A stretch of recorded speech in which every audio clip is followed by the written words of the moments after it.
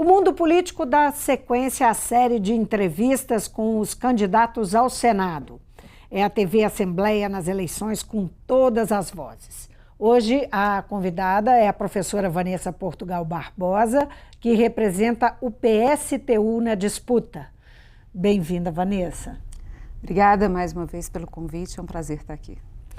Vanessa, o PSTU é um partido pequeno que não tem representação na Assembleia nem na Câmara dos Deputados. A disputa pelo Senado é uma disputa cara, uma disputa que requer andar muito e disputar milhões de votos. Por que o Senado? Bom, o PSTU fez uma opção por lançar uma chapa própria. Então, nós temos candidatos a todos os cargos, ao governo, ao Senado e a deputado federal e estadual. O meu nome para o Senado foi porque, como você mesmo diz, o Senado é uma disputa quase que majoritária. Estamos construindo outros nomes aí, o nome do Jordano para o governo do Estado. E eu já tenho mais experiência, nós entendemos que seria bom para enfrentar esse debate nesse momento, que tem figuras bastante conhecidas, inclusive, que estão enfrentando a discussão. O PSTU pretende fazer alguma coisa para se diferenciar dos partidos no momento da eleição? Isso levando em conta que o país está em crise, o país está vivendo vários tipos de crise, uma crise política que gerou, alimentou, retroalimentou uma crise econômica, uma crise social, crise institucional. Como é que o PSTU vai se posicionar para falar e fazer diferente na busca do voto? O Brasil vive uma crise que é uma crise do sistema. Goste a gente ou não, existe um limite do sistema capitalista que explora muito a mão de obra dos trabalhadores e concentra a riqueza nas mãos de alguns. Esse talvez seja o maior problema do Brasil. O Brasil é um país rico, é uma economia rica, com um povo muito pobre. Todos os recursos que a população que trabalha produz fica concentrada na mão de alguns poucos. E isso é a nossa discussão e esse é o nosso diferencial. Não tem medida paliativa, não tem como tampar o buraco. É preciso que a população que trabalha nesse país ou que está desempregada entenda que existe dinheiro, que existe recurso, que existe riqueza, só que essa riqueza está nas mãos de muitos poucos. E essa população tem que se organizar, tem que brigar, tem que ir às ruas. E esse é o nosso diferencial. Nós não estamos dizendo para as pessoas, votem em nós que nós vamos resolver os seus problemas. Porque as pessoas não acreditam mais nisso. Entra a eleição, sai a eleição, elas votam em candidatos e continua a mesma coisa. O que nós estamos dizendo para as pessoas? Votar é importante, votar no programa certo é muito importante, mas não basta. É preciso que as pessoas se organizem, lutem e vão às ruas brigar pelos seus direitos coletivamente. Esse é o nosso diferencial. O PSTU, como você mencionou, vai disputar também o governo do Estado, não é? Sim. Como é que é a avaliação dessa gestão atual, a gestão de Fernando Pimentel, do PT, que tem enfrentado uma crise econômica grande, o Estado enfrenta uma crise que durou esses anos todos de governo, que já vinha chegando, né, quando ele assumiu. Qual que é a sua percepção, a percepção do partido, e como que no Senado, a atuação no Senado pode favorecer o Estado nesse sentido? Bom, são duas questões distintas. São duas questões. Eu botei dois em um aí, vamos lá. A primeira questão, com relação à avaliação do governo Pimentel. Pimentel não é um político de primeira viagem, né? Nós conhecemos o Pimentel desde a Prefeitura de Belo Horizonte, conhecemos o Pimentel quando ele fez um acordo com o seu principal adversário, que era então o governador Aécio Neves, para eleger Márcio Lacerda para a Prefeitura de Belo Horizonte.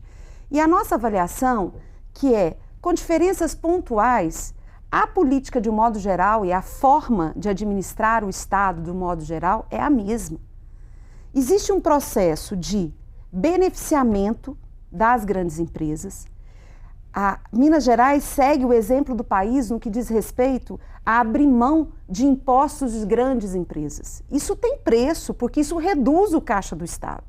Nós não vimos o Pimentel em nenhum momento fazendo uma grande luta para requerer os recursos do minério ou para discutir a privatização que foi feita na época do Fernando Henrique. Nem acho que a da Vale foi na época do Itamar ainda, né?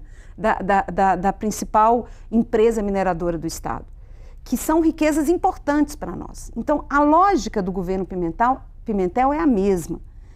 Isenção de impostos para quem tem muito dinheiro, com a justificativa de que isso traria emprego para o Estado, mas não traz. Reduzir o que se investe naquilo que a população mais precisa, não porque por maldade, mas porque se você não cobra de quem tem dinheiro, quem não tem vai pagar a conta. E nós entendemos que dessa forma não tem jeito de administrar bem o Estado. Essa foi a lógica adotada por Aécio, foi a lógica adotada por Anastasia e a lógica adotada por Pimentel. Quando tem um crescimento econômico, quando você tem o mundo crescendo, o país crescendo, sobram migalhas para tampar um pouco, para maquiar essa política de favorecimento de quem tem dinheiro. Mas numa crise, as coisas explodem. E o resultado está aí. Não tem dinheiro para pagar salário de professor, de trabalhador da saúde que atende a pessoa no posto de saúde sem medicação. Então, a nossa avaliação é que, infelizmente, Pimentel, Anastasia e Aécio têm a mesma linha política. E não somos nós que estamos dizendo. Foi ele mesmo que disse, quando ele fez uma aliança com Aécio para eleger o prefeito de Belo Horizonte. Você acredita que o poder político, seja ele qual for, isso falando em nível federal, do presidente da República ou mesmo do governo do Estado, ele tem poder hoje para enfrentar o poder do capital? Eu acho que se quiser, sim. Claro que a partir de uma medida, de uma canetada, não. Mas é possível organizar, movimentar, é possível se apoiar nos movimentos sociais que existem no país e que são muitos e que são fortes para que você possa fazer esse enfrentamento. É possível apoiar na força da população, na mobilização da população para fazer esse enfrentamento. Agora, tem que tentar, porque sem isso não é possível mudar a nossa realidade. Não é possível mudar a realidade de Minas Gerais sem enfrentar o agronegócio, sem enfrentar as mineradoras, sem enfrentar as grandes siderúrgicas que estão no Estado. Sem fazer isso, não muda a realidade da população trabalhadora de Minas Gerais. Vanessa, sobre as 3 áreas que mais preocupam o eleitor, quando as pesquisas perguntam, em geral, esses são os 3 grandes temas e que são temas também afeitos à atuação no Senado, que são educação, saúde e segurança. Vamos começar por educação, que inclusive é a sua área de atuação pessoal. Você é uma profissional, uma professora. Como é que você encara os desafios que têm que ser enfrentados em favor do Estado na área da educação? Então, a primeira grande discussão com relação à educação são recursos. Claro que nenhum debate de nenhuma área de atendimento da população se encerra na discussão de recursos, mas esse é o primeiro debate. Essa é a primeira discussão. Nós tivemos um processo de ampliação do atendimento educacional importante, mas sem ampliação de recursos. O crescimento da educação infantil, por exemplo, um atendimento não diretamente pelo Estado, mas pelos municípios que fazem parte do Estado, que nós defendemos e que é muito importante, veio sem nenhum acréscimo de recurso, com o mesmo dinheiro que se tinha para atender o ensino fundamental, se redistribuiu. E aí a gente volta na nossa discussão anterior. Como é que aumenta os recursos da educação? Se você reduz a cobrança ou se você isenta as grandes empresas de impostos. Nós tivemos uma grande conquista há muitos e muitos anos atrás, que é a vinculação de uma parte da receita, obrigatoriamente tem que ser destinada para a educação. Isso não é sempre assim, mas tem lá uma lógica. Mas se o governante abre mão desses impostos, ele está abrindo mão de um dinheiro que não é dele, um dinheiro que é da população. Ele está tirando da boca da criança que está lá na periferia da cidade para engordar mais ainda o bolso do grande empresário, que em geral nem brasileiro é, ou do acionista da grande empresa, que em geral nem brasileiro é. Então, essa é a discussão que nós temos que fazer. Só que para fazer isso, sozinhos a gente não faz. É por isso que a gente repete tanto esse mantra de que não basta votar, que a população tem que se organizar, que ela tem que entender que ela precisa ir às ruas para buscar o que é dela, que são os recursos que existem no país. E para aí vai para a educação e também vai para a segurança. Não tem jeito de diminuir, vai para a saúde e vai para a segurança. E o que você acha que tem, objetivamente, que com esses recursos, mexer na educação? O que é fundamental? O que o Estado precisa primeiro? O Estado precisa, primeiro, aplicar lá os 10% a 15% do PIB na educação pública. Tem que parar de tirar dinheiro público para colocar na educação privada, né? A educação privada, aliás, nem deveria existir, porque a educação deveria ser igual para todos, para que, de fato, tivesse igualdade de oportunidades para todos. E com recursos, é preciso ampliar o tempo do aluno dentro da escola, é preciso melhorar imediatamente o salário dos trabalhadores em educação, para, inclusive, aumentar a perspectiva de estudo, o tempo de estudo, de aperfeiçoamento, de qualificação, reduzir o número de crianças que são atendidas em cada turma. É impossível dar aula para 40, 50 crianças com dificuldades absolutamente distintas e atender as necessidades delas. Segurança. Então, chegando na segurança. Primeiro, nós temos questões bastante polêmicas e que nós achamos muito importantes. Uma, a descriminalização das drogas, a legalização das drogas. O tráfico é uma descriminalização e legalização. E legalização.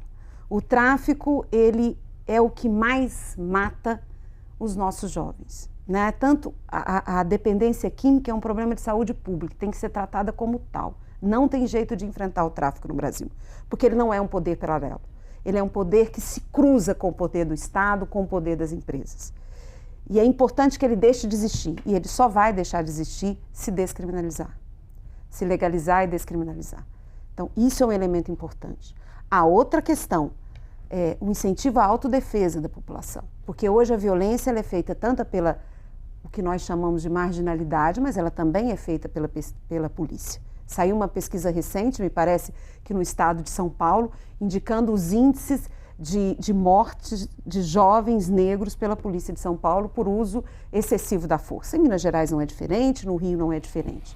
Então é preciso que a população tenha um mecanismo de autodefesa, é preciso desmilitarizar a polícia, mas essencialmente é preciso distribuir a riqueza, é preciso que todo mundo tenha perspectiva na vida. Tem que disputar a juventude com o tráfico. Tem que dar escola, mas tem que dar emprego, tem que dar perspectiva de futuro para essa juventude. Porque se não é assim, se ela fica abandonada, jogada nos cantos da cidade, não adianta exigir que ela tenha os mesmos valores de quem tem casa bonitinha, roupa lavada, não vai ter, ela vai desenvolver outros valores, outra agressividade, outra perspectiva. Saúde. Saúde é a mesma coisa, né? Nós vivemos um engodo do SUS, né? Precisa ter mais recursos no SUS, precisa profissionalizar o trabalho e precisa acabar com o atendimento da saúde privada. Por quê, gente? Hoje, boa parte da rede de atendimento do SUS não é própria do SUS, né? São redes conveniadas e você tem uma transferência de recursos públicos para hospitais privados e aí o dinheiro do SUS que não dá para garantir a saúde da população ainda tem que garantir lucro de hospitais privados. Então, esse é o nosso... A saúde tem que ser pública, a saúde não pode ser transformada em mercadoria para ser vendida para a população. Como é que vai ser o seu trabalho, o trabalho do PSTU, no diálogo com o eleitor? Como é que o partido vai se aproximar e os candidatos, e você, no caso, candidato ao Senado, vai se aproximar do eleitor que está tão avesso à discussão, ao debate eleitoral, que está descrente da política? Como fazer isso? Concordando com ele, né? Nós achamos que não nós estamos fazendo um chamado aí nessa eleição, que é um chamado à rebelião. Porque nós achamos que é isso mesmo. Nós achamos que as pessoas que estão descrentes das políticas estão absolutamente corretas. É isso mesmo. O Senado é um espaço completamente degenerado, que hoje por hoje tinha que acabar. A população está correta no que diz respeito a isso. E esse é o nosso chamado, que as pessoas não vão passivamente às urnas votarem, que as pessoas se rebelem, que as pessoas digam que não está bom do jeito que está, que elas não estão convencidas e nem vão ser enganadas pelas propagandas da televisão, que a culpa é delas porque elas escolheram o candidato errado. como se houvesse um rol de candidatos certos aí sendo oferecidos, como se as coisas fossem todas absolutamente democráticas. Elas estão corretas, não é assim. A eleição realmente não vai resolver a vida do trabalhador. Ele realmente precisa se organizar e se rebelar. Claro, nós chamamos o voto? Chamamos o voto porque acreditamos que o nosso programa precisa ser reforçado. Não o nosso nome, mas o nosso programa. Mas não é o mais importante. O que nós chamamos mesmo é as pessoas para irem para as ruas para lutar. Fizemos uma grande luta contra a reforma da Previdência. Barramos. Mas nós não temos dúvida nenhuma de que qualquer um desses candidatos que estão na frente das pesquisas, se eles se elegerem, eles vão colocar de novo em pauta a retirada de direitos dos trabalhadores no que diz respeito à sua aposentadoria. Você acredita que de forma igual?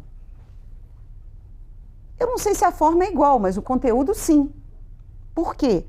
Porque para explorar, como não tem como distribuir a riqueza, precisa fazer o trabalhador ficar trabalhando mais e mais e mais e mais sem ter condição de receber o benefício. A contradição é que não tem emprego nem para os jovens, né? Que será para aqueles que envelhecerem.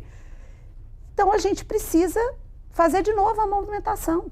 Vai ter que fazer de novo, vai ter que fazer um enfrentamento, seja ele quem for. Porque pode mudar a forma, mas não muda o conteúdo. Né? No conteúdo é o mesmo, é a retirada de direitos, é ampliar o tempo de trabalho sem que haja condições objetivas para que esse trabalho aconteça. E é nesse sentido que nós chamamos os trabalhadores a se rebelarem a partir de agora. E a estrutura para isso? Como é que está a campanha do PSTU? Com que recursos vocês trabalham? Nós trabalhamos com um recurso muscular muito forte, com uma disposição grande. O partido tem um falamos tempo ínfimo muito na televisão. Na TV, não é? Temos um tempo pequeno na televisão, temos poucos recursos, né? Nós fazemos campanha com as pequenas doações que os trabalhadores que estão em torno de nós fazem, né? Não recebemos doação nem de grandes empresas, nem de grandes empresários, então é claro que as doações são pequenas. Mas a gente consegue, nós já temos um trabalho social, né? Nós já temos um trabalho de organização do movimento, não estamos surgindo do nada, e a gente vai conversar com as pessoas que estão ao nosso entorno, nas periferias das cidades, nas portas das fábricas, nas escolas, nas praças, e temos certeza que vamos atingir um número significativo de pessoas, porque de fato nós temos uma facilidade, eu acho que esse ano. O nosso discurso, uma parte das pessoas chegaram até ele. Uma parte das pessoas hoje, de fato, acreditam, repetem as mesmas coisas que nós dissemos. Não porque ouviram de nós, porque elas chegaram por conta própria a essas conclusões. Né? Dadas as circunstâncias? Dadas as circunstâncias que o país se encontra. A propósito da situação que o país se encontra, nós estamos vivendo um ano eleitoral de profunda incerteza. Né? A gente não sabe o que vai acontecer. Na verdade, as eleições estão aí, né? Dia 7 de outubro está chegando e a gente não tem muita ideia de como vai se desenrolar o processo eleitoral até o final, pelos motivos que todos nós sabemos hoje. Agora, na sua opinião, quais são as perspectivas dos candidatos em nível nacional que caminham pelo campo de esquerda, das esquerdas, terem mais vantagens? Você acredita que isso pode acontecer ou não? Ou é a direita ou a centro-direita que deve chegar enfim, vencer pelo menos o primeiro turno? Como é que você está enxergando a disputa? Eu acho que tem uma confusão no Brasil hoje do que é o quê. Né? Eu acho que tem uma perda de identidade da população com essas discussões. Bom, o que nós chamamos de esquerda são aquelas propostas que falam claramente no enfrentamento com o capital para melhorar as condições de vida dos trabalhadores. Esse é o conceito, que estão de fato dispostos e falando claramente na mudança do sistema. Nesse sentido, o PSTU reconhece que partidos? Nós respeitamos várias organizações, mas acreditamos que nesse momento nós estamos defendendo a nossa candidatura e achamos que nesse momento, com todas as letras, nós é que estamos dizendo isso. Né? Não tem mais nenhuma organização que esteja dizendo claramente isso, que é preciso ter um combate ao sistema, que quem domina, quem é responsável por toda a corrupção, quem é responsável por todas as mazelas, não são só os políticos, são também os grandes empresários que estão atrás dos políticos. E que as pessoas precisam perceber isso e que sem atingir esses grandes empresários, os grandes banqueiros, não há possibilidade de melhorar a vida. Então, nesse momento, dizendo claramente isso, nós acreditamos que é só a nossa candidatura. Por isso lançamos a candidatura própria. Respeitamos os outros candidatos, achamos que muitos são parceiros nas mobilizações, nas ruas, nas lutas, mas nessa eleição acreditamos nisso. E a nossa perspectiva é, como eu disse, nós achamos que a população entende isso melhor. Não porque nós explicamos, porque nós nem temos tempo para isso, nem espaço para isso, mas porque a realidade fez ela compreender. Vanessa, muito obrigada por ter vindo ao Mundo Político. Eu que agradeço mais uma vez a oportunidade de estar aqui. Eu conversei com Vanessa, professora Vanessa Portugal Barbosa. Ela é candidata ao Senado Federal pelo PSTU. E essa entrevista fez parte da nossa cobertura eleitoral em 2018. É a TV Assembleia nas eleições com todas as vozes. Obrigada por nos acompanhar e até o próximo programa.